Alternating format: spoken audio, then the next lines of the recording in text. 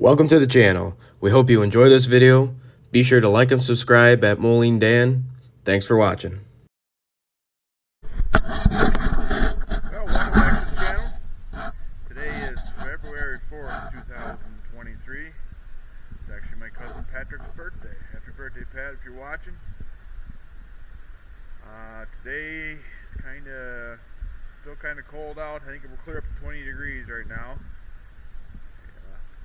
Split and stacked some wood already, and I think we're gonna start up the 900 LP. It has my log splitter on it. I've had it plugged in for a couple hours. Makes them start a little easier, even though it is an LP, but it doesn't hurt it. Just like I said, it makes it a lot easier. Like I said, it's been plugged in for a couple hours. We'll see how she starts, and I'll let her warm up a little bit, and I'm gonna pull some logs around with it. Plenty of horsepower for a log splitter, but I got one of the valves on the LP tank is leaking, and I want to use up the propane in it before I rebuild the valves or change the valves, one or the other. Just haven't decided which way we're going to go yet, but here goes a cold start for it today.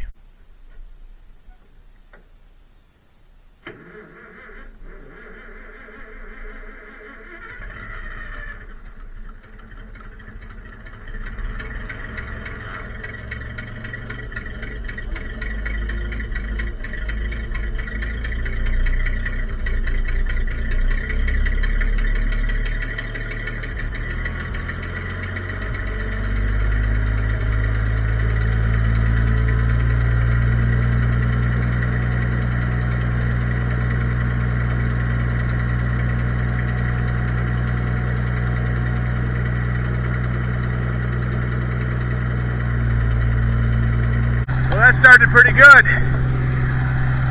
It's been plugged in for at least a couple hours, maybe a little bit better. I picked this up, when was it? Late last fall? Maybe it was December. Yeah, it was December when I got it, so that would be in the fall. But anyway, it's 1968 model. Late 68. Does have closed center hydraulics on it. Worked great. Does have nice 8-bolt heavy-duty front end. 69 they switched to a taper lock hub. One of the telltale signs, and they also went to a flat top fender along with the closed center hydraulics. And also they would have had a cast iron weight bracket instead of the steel. Just one of the telltale signs. Got a custom set of steps on there. They're kind of crude looking, but man, they work nice.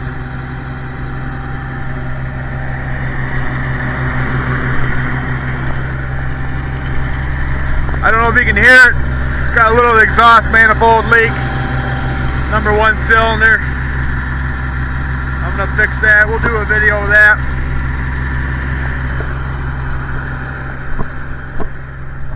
Homemade log splitter. Really don't have much into that, but we'll let it warm up a little bit more. I'm gonna grab me a clevis, put on that chain so we hook it to the drawbar, and I'm hauling these logs out.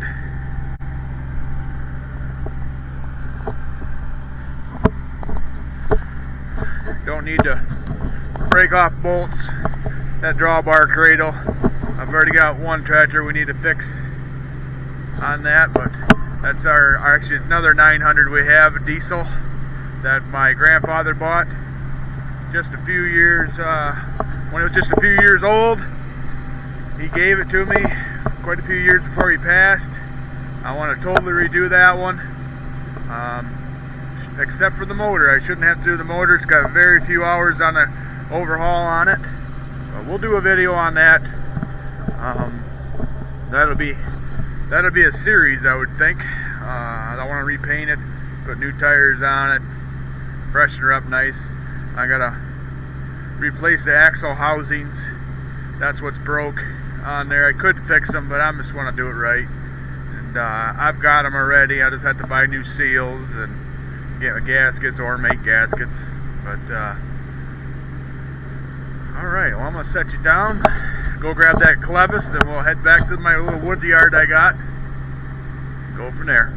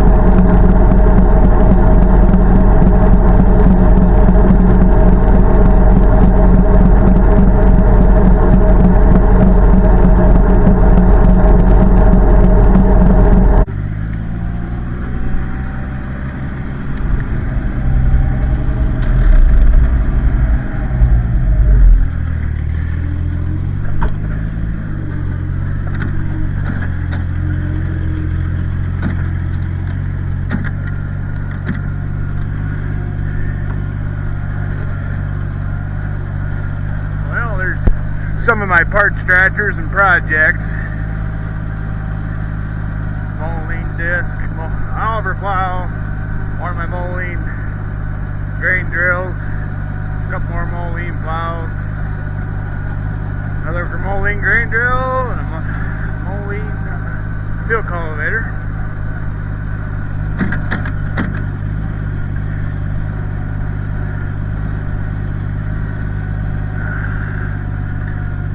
I think maybe we'll come back this way with a log. That might be better than going up a hill.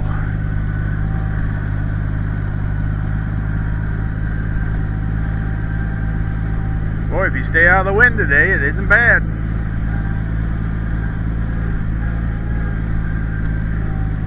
Moline cultivator, I got home and I trailered it home, so I took the tongue off. It's there. I'll put that back together here sometime.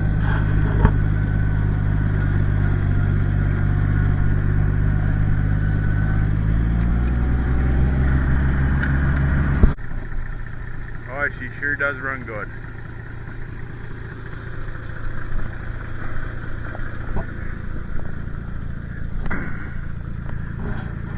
Now that she's warmed up, let's see how far I can get her to idle down.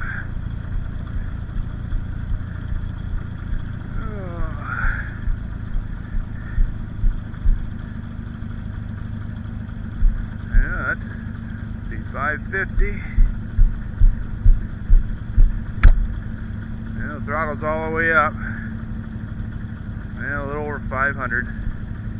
I think I could probably do a little better if we tweaked it, but for now we'll just leave her alone.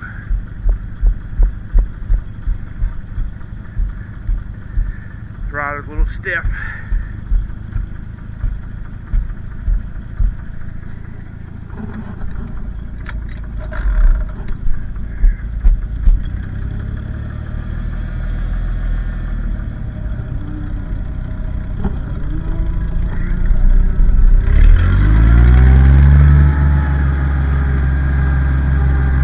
Exhaust leak a little bit.